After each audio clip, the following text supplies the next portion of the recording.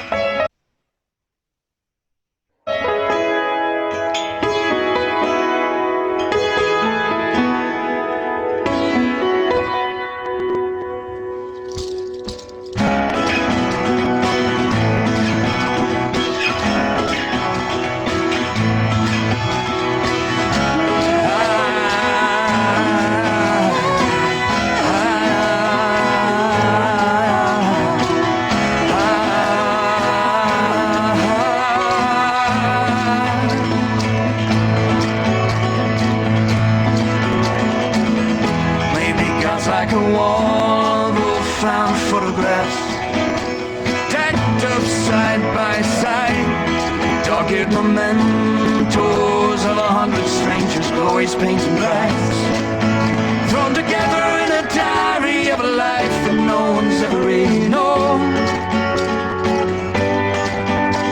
Sympathize with a face or recognize a place, and this dream life suddenly becomes your own.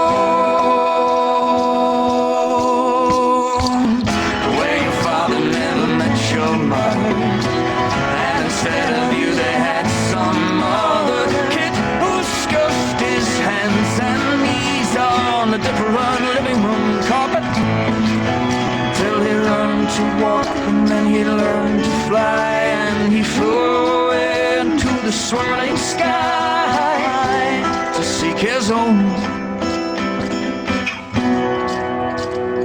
Anywhere in the street,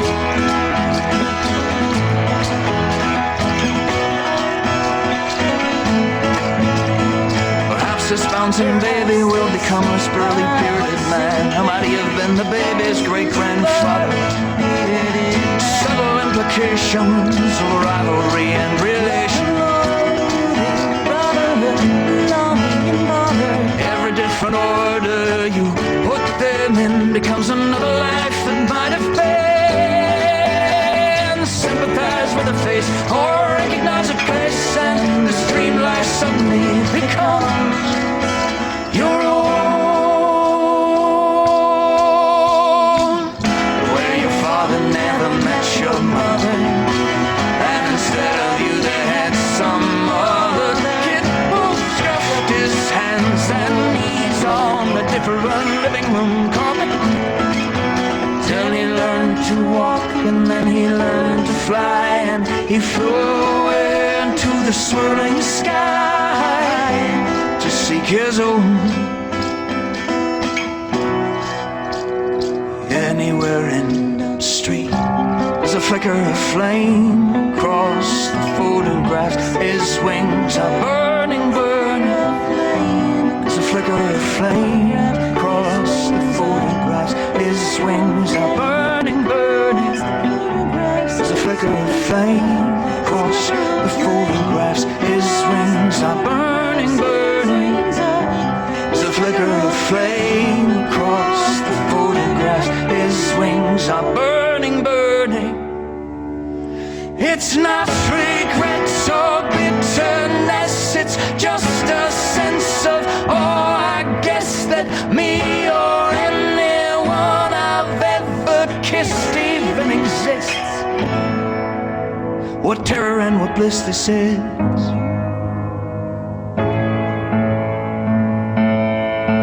How we learn to walk, and then we learn to fly, and we fly away into the swirling sky to seek our own. Anywhere in the street.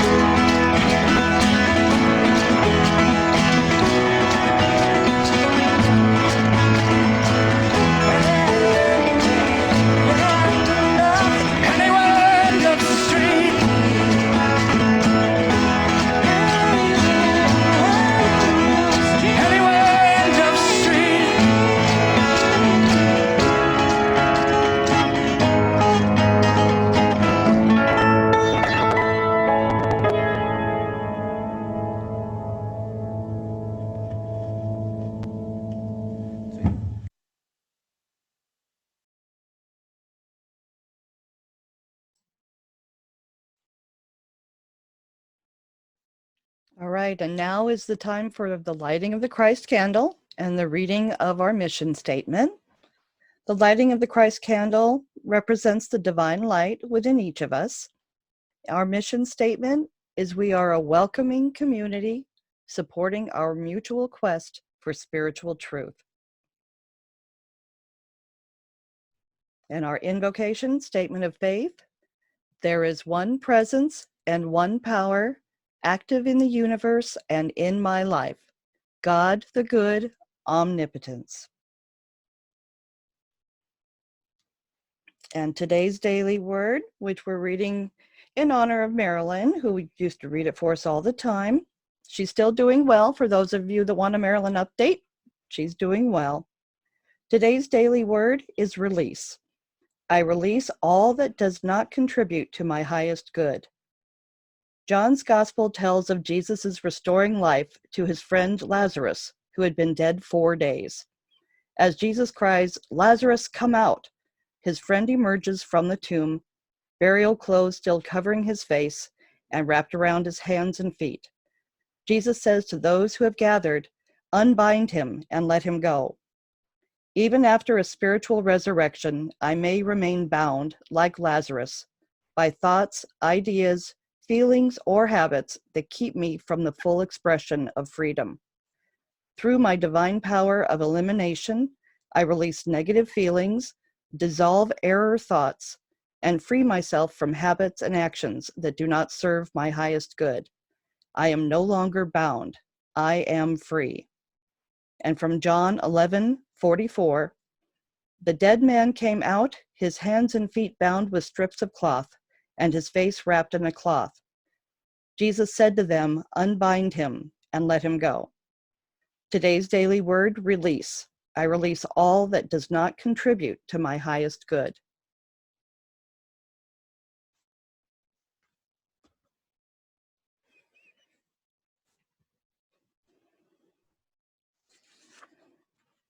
All right, and our Unity happenings next Sunday, Michael Bogar will return once again, and we'll share his talk topic and description very soon on our Facebook page and in the e-blast this week, so stay tuned. Starting this month, we're starting something new. Every time you make a donation by mailing in your check or making a donation online through our website using PayPal, we will put your name in a drawing for a special gift. All donations submitted for the month of April will be eligible for the drawing that will take place on May 10th. We will notify the winner by phone call and will announce the winner in the e-blast newsletter.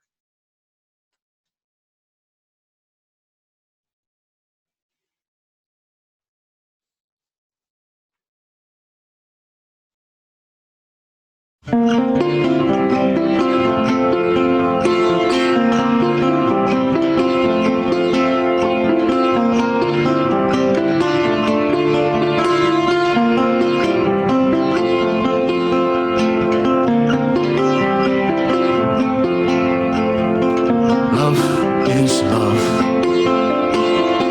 Time's time.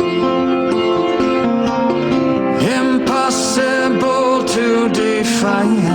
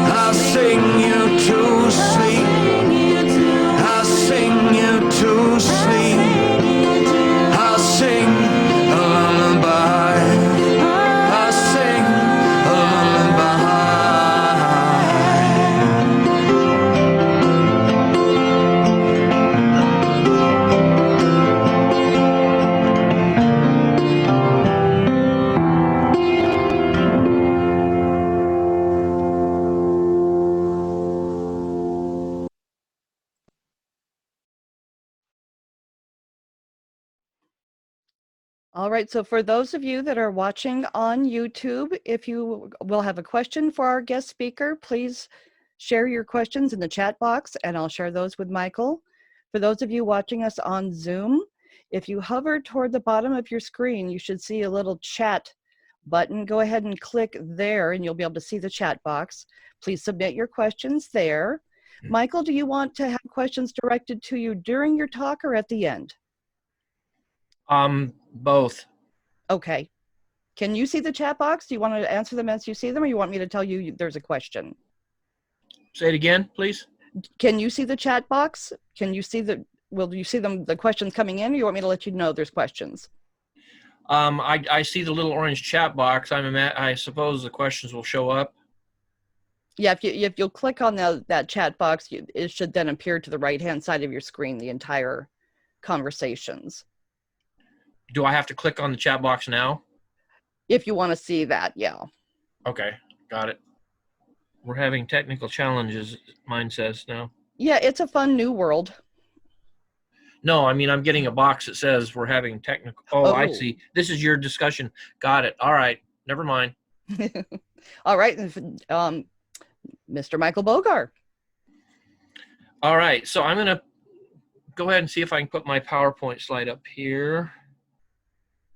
And you guys tell me if you can see it. Can you see that? Yes. Yes, we can see it. You can see it. All right. Well, greetings, everyone. In this new age of technology and impersonal, personal connection, I guess, something like that. Anyway, I'm glad I'm here. And what we're going to do today, we just went through 2 holidays the last couple of weeks. Some of you may have recognized Jewish Passover and Christian Easter, which involves Lent, 40 days of basically fasting or doing without. So we're going to talk this morning about this whole Passover thing. And the title of the talk is Passover and Passing Through. And the passing through part of it is a holiday that really has never been declared, and it isn't very well known. So I'm trying to get my... There we go. Can you still see that? Yep, Yeah. we can see it full screen now. Thanks. Okay, great. So let's jump in. First of all, I want to start with this big idea that I almost always start a talk or a teaching session with, and that is the idea of soul making. What is it? And I want to read a quote from Camus. He was not a religious man, but he had a pretty profound idea of why we're in this world. He said, if there is a soul, for him it was a question, but if there is a soul, it is a mistake to believe that it is given to us fully created. It's created here throughout a whole life. And living is nothing but the long and painful bringing forth. So according to this view, and I'm not saying it is the truth, but I'm suggesting it as a perspective, we don't come into this world with an immortal soul. That's more of a Platonic or a Neoplatonic idea. The Hebrew idea is that the soul comes into this world and becomes immortal through living in this world. So there's not an automatic immortality attached to the soul. It comes through the way we live in this world. And that's why I and others call it soul making. So we are actually, through our lives, through our relationships, through our engagement with this whole lifetime, from birth to death, and all of it's important in between and in the beginning and the end, souls are made. And I'm suggesting this is the idea of the Passover and the story of Israel. So, first of all, the Passover story summarized. Most of you know it, but very quickly, when you read the Hebrew Bible or the Christian Old Testament, we read about Abraham and Sarah basically forming the nation of Israel by receiving a call, going into the Promised Land, and the children of Abraham and Sarah become the nation of Israel. But at one point in the Genesis story, this growing nation that will become Israel ends up going to Egypt because there's a famine. So they go down there to get some food. Well, they end up staying for, I don't know, according to the Bible, 400 years, which is a little bit of a stay. That during that 400 years out of the promised land, they become slaves in Egypt. Now, this is the part most of us are more familiar with.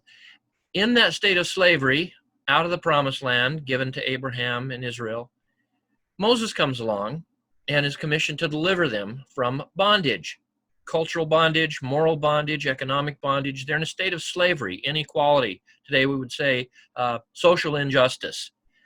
And in this experience, Moses is commanded by God to bring or facilitate 10 plagues that address 10 socio-cultural deities of Egypt and a system of inequality and injustice. So basically, these plagues are saying what you're doing in this inequality is not right. So those plagues come along. The last plague is the death of the firstborn child. Now, we're not going to get into the morality and the ethics here. We're just going to look at the story as it is. But in ancient Egypt, the Pharaoh and the pharaonic family were deities. They were gods.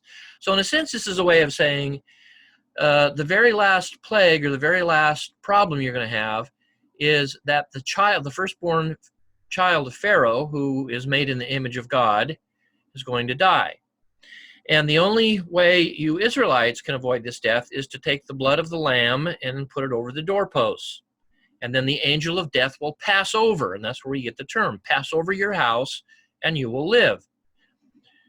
So this gave rise to the Jewish Passover, which is a commemoration of this experience of deliverance from bondage and inequality and being saved from death. Christians call it Easter, the resurrection. Jesus is the Passover lamb. To put yourself in Christ is to be passed over and to live forever. So that's the background. So let's look at more of a metaphorical or some metaphysical ideas behind this. What I want to focus on this morning is we clearly see that Israel avoids the Passover. That is, the angel of death passes over them. But now we read that they have to pass through the desert. Now, there's no holiday called the passing through, but it's part of this story. Let's read some of the text here. Immediately after the Passover, Israel is led by the Spirit of God into the desert to be tested. Now, this is important language. They had just been passed over, for God's sake. The angel of death had gone by them. Others had died, but they were delivered from it. But then immediately after that, we read that the Spirit of God led them into the desert to be tested. Here's how it reads. Remember how the Lord your God, this is what Moses said, led you all the way in the wilderness these 40 years. And remember, Lent for Christians is 40 days, parallels this. You've been in this wilderness for 40 years to humble and test you in order to know what was in you, what was in your heart, whether or not you would keep his commands. He, God, humbled you, causing you to hunger, and then feeding you with manna, which neither you nor your ancestors had known, to teach you that humans do not live on bread alone, but on every word that comes from the mouth of the Lord. This is Deuteronomy. So here, let me summarize. Passed over, the angel of death goes by. Now, passing through. It makes no sense. Why would you keep us from the angel of death to send us out in the desert to be tested? This is soul making. And both experiences in the Hebrew Bible are necessary. In other words, there are moments when we're saved from plagues and we're saved from death and we're saved from disease and we're saved from famine, and miraculous things happen to keep us in a state of security and safety and health. But then there are also experiences where we end up in the desert going through stuff that just absolutely devastates our lives. The reason I'm emphasizing this is because this is the balance that's found in the Hebrew story, and I think in all the world's religions, if we had time, that there are experiences in this life of being passed over, that is delivered, healed, everything goes well. But there are also experiences of passing through the desert where things don't go so well. But as it says here, the purpose of this passing through the desert, through difficulties, through coronavirus and other experiences, is to test you to find out what is in your heart. This is soul making. Now, Jesus is the fulfillment of Israel. So we read the very same story in the life of Jesus. And here's how it goes in the Gospel of Matthew. Jesus, immediately after baptism, his own going through the water of the Red Sea, as Israel had, is led by the Spirit of God in the wilderness to be tested, just like Israel was. Here's what we read. Jesus was baptized by John. The Spirit of God descended upon him. He was declared to be God's Son. Then Jesus was led by the Spirit into the wilderness to be tempted or tested by the devil. After fasting, here's the 40 days and 40 nights. Israel was 40 years. Jesus was hungry. The tempter came to him and said, if you're the Son of God, and then we have the three temptations. Now, these two stories are paralleled intentionally. The New Testament, the New Covenant, is the fulfillment of the Old Covenant. So Jesus is the fulfillment of Israel. Jesus is, again, think about this for a moment. He's baptized. The Spirit of God descends on him. God from heaven says, you are my beloved Son. And then what happens?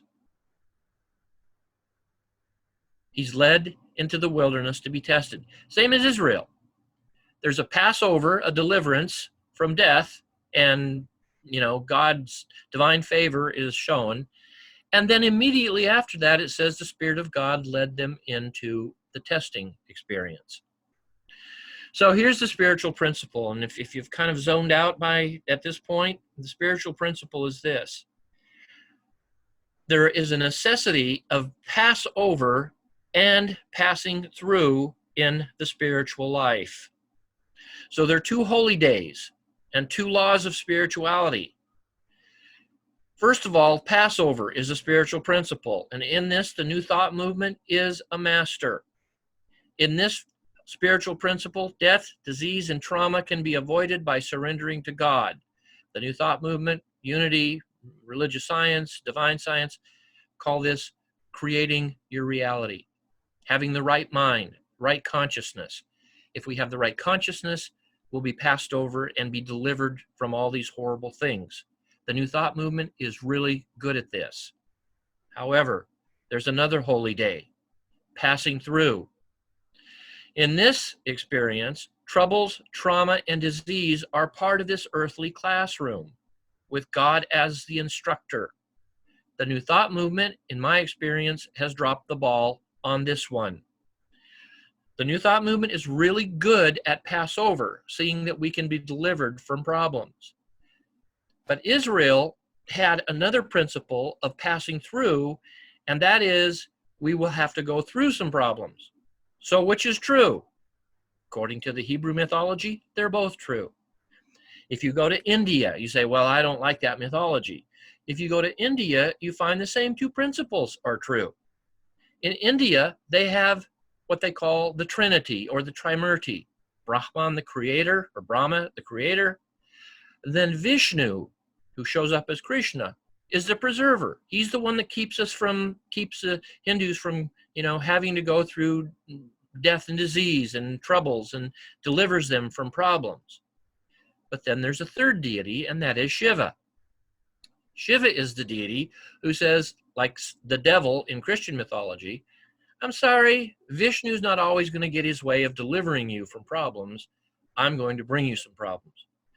Every culture recognizes both of these experiences in the spiritual life. There are times miracles take place. We're delivered. We say, my God, I should have been killed, but for some reason I'm still alive. But there are other experiences in life where we go through troubles in order to test the heart to see what's going on. So I think a full spirituality has the capacity to embrace both of these ideas, and as the Serenity Prayer says, to know when to see the difference between the two experiences. Now, here are some basic ideas from others on the importance of passing through, going through troubles. Scott Peck in The Road Less Traveled says, life is hard, or life is difficult, the very first line in the book. This is passing through. The Buddha, the very first teaching in the Buddha, life is suffering, dukkha, passing through, trouble. Jesus said, in this world you shall have troubles. Keats, the poet, says, call this world the valley of soul-making, where we must experience many forms of suffering in order to make a unique soul. This is passing through. The New Thought movement even tends to neglect this spiritual law, although Ernest Holmes made room for it. And if you're familiar with the New Thought movement, Ernest Holmes is the master teacher of science of mind. This is what Holmes says about the passing through or troubled experiences. He said, God never intended humans to suffer. Suffering may be constructive in that it leads us to a place where we learn. So Holmes is saying, suffering is not the ultimate reality, yet suffering comes to teach us so that we might learn. Holmes also says the only way God can evolve a spontaneous individual, that is to make you a unique soul, is to let him or her alone and allow him or her to awaken. Like Israel in the desert, there's something about the difficult times that reveal not only to others, but to our own selves what our condition of spirituality really is. I see this every time I'm working on this house that I'm remodeling, and things just don't go right. And I find myself getting impatient and swearing out loud and going a little crazy and saying, pretend you're preaching on a Sunday instead of working on a house, and act spiritual here. It reveals what's in our hearts. It's not bad or evil. It's just the way life works. Another New Thought teacher, Thomas Troward, said, through the process of combining matter with spirit, can we obtain perfect individualization, and the human may become a reality instead of remaining only a divine dream.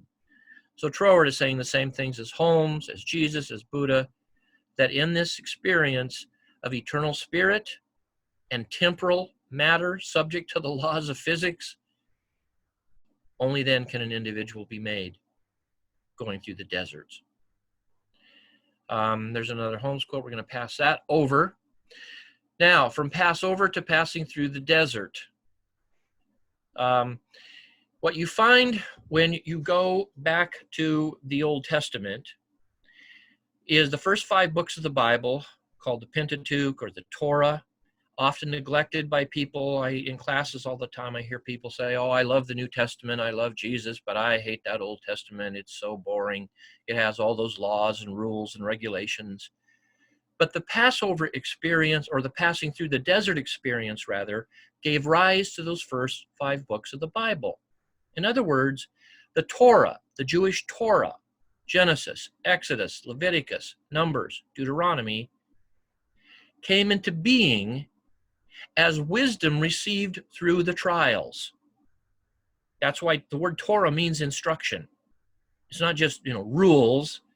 It's instruction that is given to people that they learn by going through difficulties. The boring books of Exodus, Leviticus, Numbers, Deuteronomy reveal what's given to Israel during the passing through soul-making experiences. The book of Exodus gave them wisdom, basically a tabernacle, a place. That is, Israel was taught that human beings must make a place to remember that humans don't live by bread alone. You guys call it the Bremerton Unity Church. The book of Leviticus gives a whole bunch of what we call laws, but the Hebrews saw them as practices to set aside time to remember that humans don't live by humanity alone. That is, we not only need a place, we need practices. We need spiritual practices, Leviticus teaches. And this is what we learn by going through the desert. The book of Numbers, a whole bunch of real-life stories about how impatience and self-obsession in remodeling houses reveal what's in your heart and how you can be changed.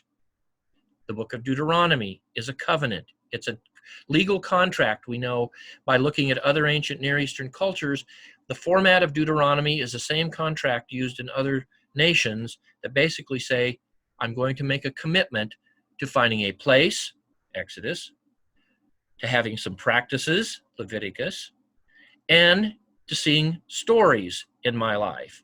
I'm going to make a commitment to this soul-making endeavor. So The Torah, the first 5 books, give the wisdom that comes through the desert.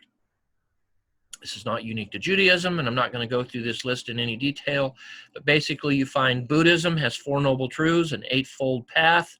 This is their Torah. Jainism, not very well known religion, but they have 14 practices called the Gunastanas, which is their Torah. The Egyptians, the Greeks, the Romans had temples of remembrance everywhere, places and rules. This is their Torah. Hinduism has the laws of Manu. They have images. They have temples. Their Torah. All these different cultures learn these practices, the necessity of remembering the invisible realm frequently by going through trials. Christians have a book called the Didache. Most people don't even know about it, but it's basically a book that tells you what places to go to, what practices to be involved in, and stories about how to get through the difficulties. Islam, 5 pillars, and Ramadan. The American founders picked these principles from these various religious cultures and said, as a nation, we need to have days of prayer and fasting, not any particular denomination, but we need to set days aside to remember the gods or to remember God. Alcoholics Anonymous has the 12 steps of action, and many have said because the churches have really lost this practice idea that Alcoholics Anonymous has kind of stepped in to fill the gap. So the point is, all cultures, which comes from the word cult, which just means to take care of things, have established holy days in active remembrance of the divine. All right, now a lesson from the coronavirus pandemic from all of this. This is just my suggested ideas on lesson. If human culture doesn't remember, and that's again what this whole notion of going through the desert, passing through the desert is about, if we don't take time to find a place, practices, tell stories, make a commitment, Torah, then pandemonium and pandemics take place to remind us to take time to make a place, to set up practices, to tell stories, to do the things we need to stay connected to the invisible realm. The Jewish Tower of Babel is an illustration of this. The Tower of Babel, the people are scattered, enforced social distancing, economic and political collapse. These occur at the Tower of Babel in order for people to remember they shall not live by bread alone, but they have to remember the invisible. Find a place, practices, all the stuff you need to do. Israel, Babylonian captivity, same thing, enforced social distancing. They are taken from their homes and put in a place where they are quarantined in Babylon. Economic and political collapse. They are forced to reassess their whole way of existence. So I'm not suggesting that there's some heavenly superhuman named God who sends plagues and wars. So don't get sidetracked into that, I beg of you, although every ancient culture believes something like that. But I'm suggesting that there is a psycho-spiritual law here. If you forget about the realm of the invisibles, then Pan, the Greek god of chaos, comes along to remind us. Pandemonium, literally means that all hell breaks loose in order to help us see something bigger than we're currently seeing, that humans do not live by bread alone, but by our connection to God or the gods. Here's how James Hillman puts it, and then I'll be done. Hillman says this: the great task of a life-sustaining culture, then, is to keep the invisibles attached, the gods smiling and pleased, to invite them to remain by propitiation and rituals, by singing and dancing, smudging and chanting, by anniversaries and remembrances, by great doctrines such as incarnation, Easter, and by little intuitive gestures such as touching wood or fingering beads, a rabbit foot, a shark's tooth, or by putting a mezuzah, Jewish, on the doorpost, or dice on the dashboard, or by quietly laying a flower on a polished stone. This is from his book, The Soul's Code. Hillman goes on and said, all this has nothing to do with belief, and so it also has nothing to do with superstition. It's merely a matter of not forgetting that the invisible can go away, leaving you with nothing but human relationships to cover your back. As the old Greeks said of their gods, they ask for little, just that they not be forgotten. Myths or stories keep their realm invisibly present. So my point here is that, yes, Passover experiences are great when we're delivered. And we get a lot of that in this nation because there's a lot of prosperity. Yes to it. The New Thought movement, yes to passing over, problems passing over.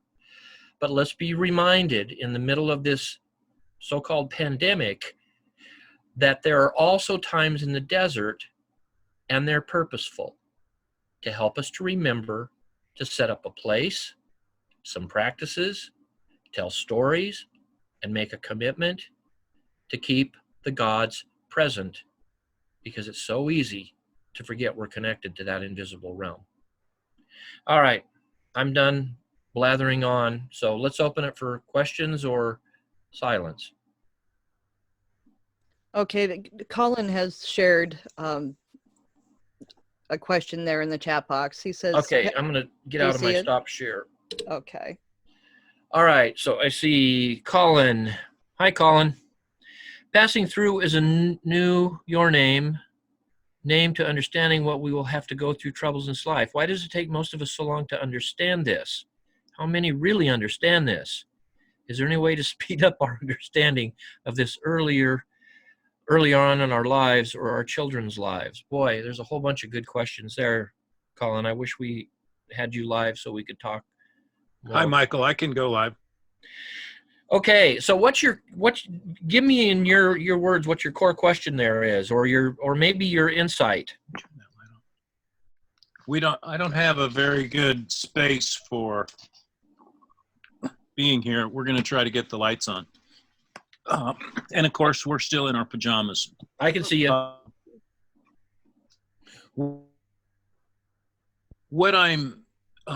The term you used, passing through, we know about Passover. There we are. We know about Passover, but the passing through was a new name to something that we have discussed before in other classes, and we know of the troubles that we have in our life. Yes. But we have to go fight that fight. We have to go get out our lances and go fight the good fight like Don Quixote. Yep. Why do we have to reinvent the wheel and go through that fight? Why can't we learn these lessons from you? Will it someday be possible? Because I haven't learned them yet. That's why I say I'm remodeling this house right now, and the true nature of my heart and soul is revealed in those moments when things don't go the way I want them to. You see? Yeah. So it's not a punishment. It's more you still got some work to do, Michael. I don't know how to answer your question except to say that, like children, each child has to go through whatever they go through until they either get it or don't. We either get it or don't. We either get it or don't. Yeah, and it's just, to me, it's the way it works. So I think we simultaneously need to sort of lighten up a little bit on ourselves, because some of us can be pretty relentless in self-condemnation. But on the other hand, let's not take it too lightly either. Can I add a comment? You may. Hi, Barbara. Hey, how you doing? As you were talking about the desert, and just kind of an analogy or thought came to me, having grown up in Arizona.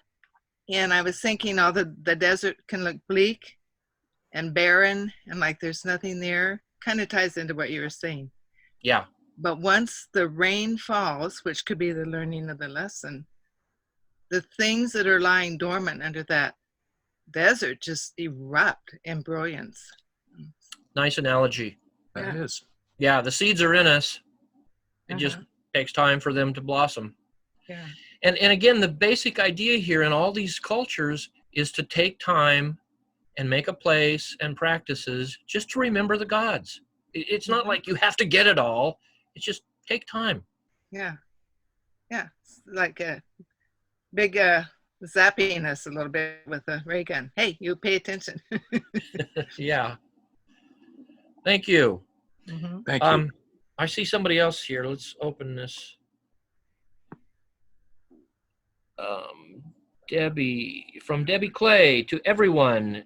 Jesus, you will have troubles, yes, and our spiritual journey is to learn from the experiences and grow spiritually. The pandemic may be a lesson to us not only to rely on earthly measures alone.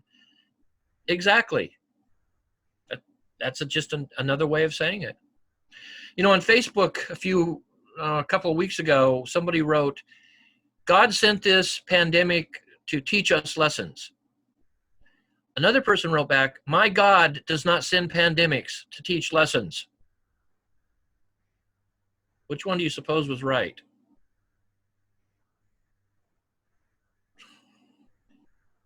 Anybody there? I suggest they're both right. One person needs to learn lessons from their God. Another person needs to learn that their God doesn't teach lessons. Both. There we go, Cindy. Thank you. Okay. Oh, somebody else. Let me see if I can get this box to reduce here a little bit. From Debbie Clay, was the pandemic sent or did it simply occur? Yes. I mean, that's what the soul-making idea is about, is to ask those questions. Nobody's going to agree. No matter how many times you post on Facebook, it's not going to convince all your friends you're right or I'm right. It's soul-making is being engaged in the discussion.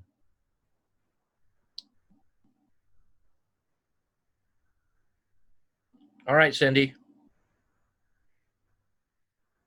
Cindy? All right, Michael. Yep. Thank you very much. That was fantastic. And as usual, leaves us with a lot to think about and probably revisit. And thankfully, since we're recording, people can revisit it and talk about it again. And we look forward to seeing you again next Sunday. So thank you very much, Michael. Thank you. It's been my pleasure. Thank you, Michael. Thank you, Michael. You're welcome. Good to see you guys. Good to see you guys.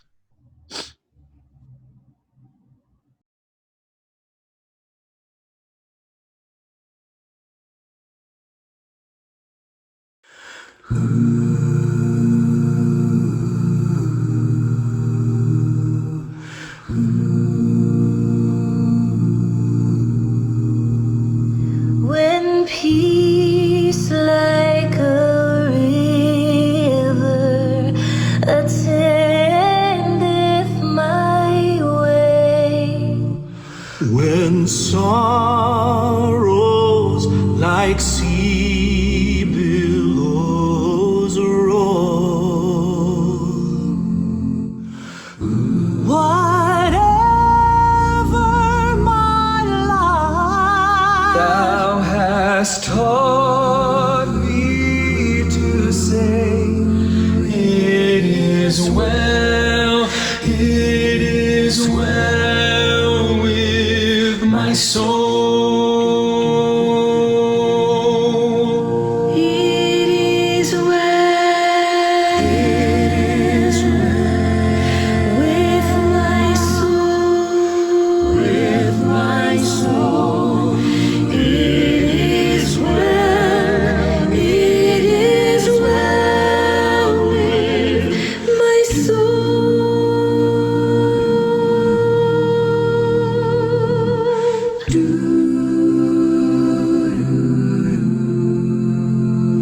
Though Satan should buffet, though trials should come, let this blessed assurance control that Christ hath regarded my helpless estate and hath shed his own blood for my soul. It is well, It is well with my soul. with my soul. It is well, it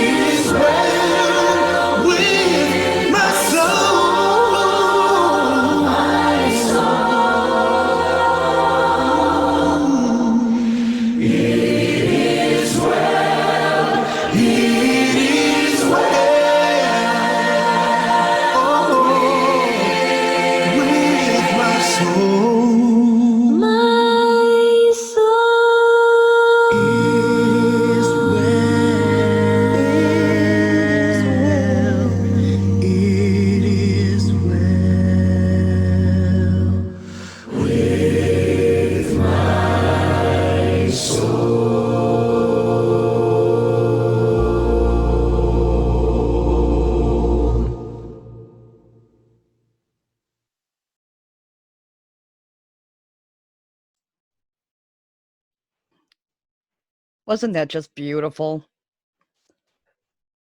So as you are preparing your tithes and love offerings today, think about how blessed you are.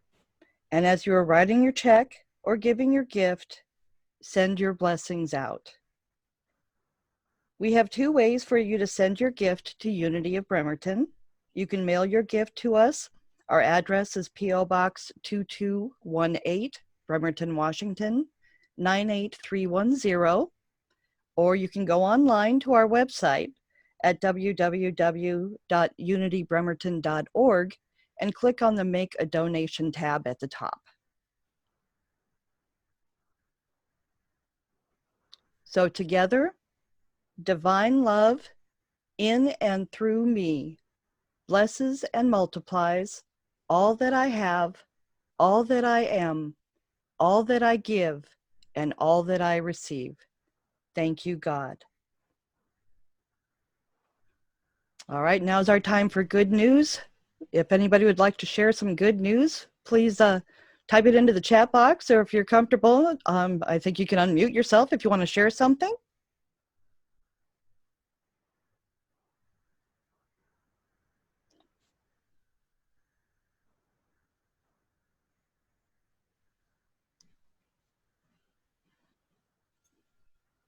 We'll wait just a minute here to see if anyone on YouTube would like to share anything.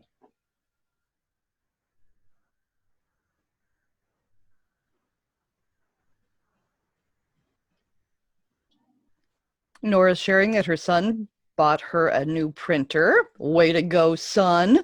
That's awesome.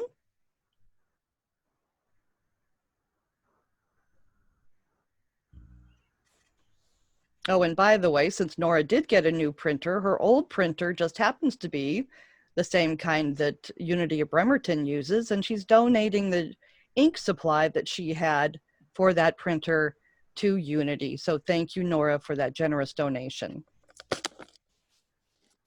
Hey, my pleasure.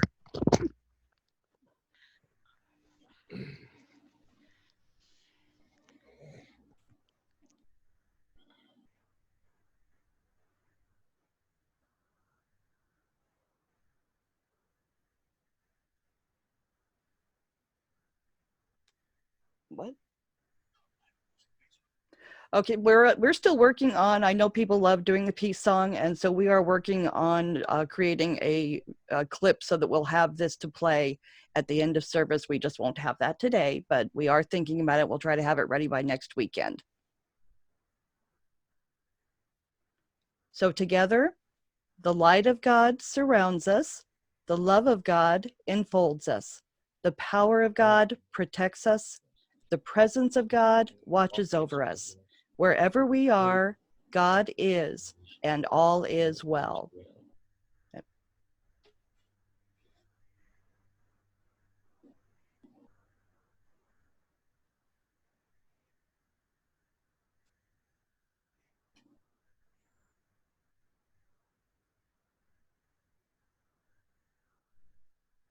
Welcome to Seattle Unity. Please join us in a call to worship. This is actually from our hymnal. Stand up. The way we do it is potentially a little different from how it was done originally in 1982. I am free, I am unlimited. There are no chains that bind me. I am free, I am unlimited right now, right now. I am free, I am unlimited. There are no chains that bind me. I am free, I am unlimited right now. I am free, I am unlimited. There are no chains that bind me. I am free, I am unlimited right now, right now. I am free, I am unlimited. There are no chains that bind me. I am free, I am unlimited right now. Oh, I am free, I am unlimited. There are no chains that bind me. I am free, I am unlimited right now, right now. I am free, I am unlimited. There are no chains that bind me. I am free, I am unlimited right now. Let us pray. And so we do open to the presence, the power, and the activity of God. So let's affirm our opening statement together. There is but one presence and one power in my life and in the universe, God the good, omnipotence. All right, because we are truly free and unlimited, this next verse, we're not going to sing the lyrics. We're just going to sing scat. We're going to sing like shooby dooby. What is scat? Scatly goes. Yeah. Sweet dweebop. Booby doo boo. Shooby boo boo. And some of you know how to do this and you've done it before and you're very confident. And some of you haven't done it before and you're not very confident, and there are good reasons for that. I want you to do it anyway. I want you to jump in because everybody's doing it, and even if we crash this whole church, no one will die.